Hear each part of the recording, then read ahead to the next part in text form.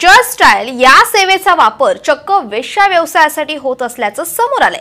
दिल्ली महिला आयोगाच्या अध्यक्षांनीच हा प्रकार उघडकीस आणलाय। पाहूयात एक रिपोर्ट। जस्ट डायलचा वापर वेश्या व्यवसायासाठी। दिल्लीतून धक्कादायक बातमी।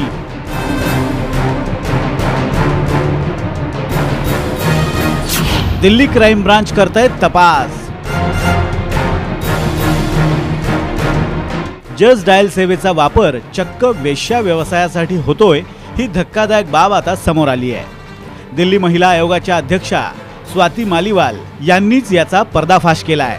मालीवाल यांच्या टीमनं सामान्य ग्राहक बनून जस्ट डायलकडे स्पा बाबत माहिती मागितली।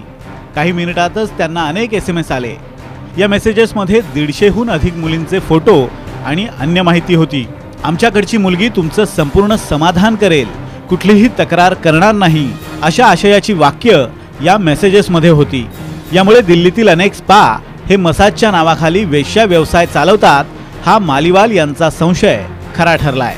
या व्यवसायात अनेक अल्पवयीन मुलीही भरडल्या जात आहेत असा संशय सुद्धा मालीवाल यांनी व्यक्त केलाय।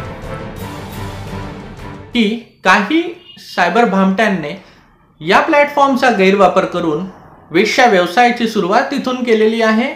सायबर भामट्यां कळत अथवा न कळत अशा चांगल्या वेबसाईटचा आणि प्लॅटफॉर्मचा गैरवापर करून नुसतं प्लॅटफॉर्मलाच नाही तर प्लॅटफॉर्म जे युजर्स वापरतायत त्यांना सुद्धा आर्थिक आणि मानसिक फटक्याला आणि त्रासाला बळी पाडू शकतात। या संपूर्ण प्रकरणाचा तपास दिल्ली क्राइम ब्रांचनं करावा असे आदेश दिल्ली महिला आयोगानं दिलेत।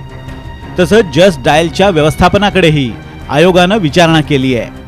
तुमच्या वेबसाईटवर स्पाचं लिस्टिंग करताना तुम्ही कशी पडताळणी करता, बोगस स्पा व्यवसाय कसे ओळखता, असे अनेक प्रश्न जस्ट डायलच्या व्यवस्थापनाला विचारण्यात आलेत।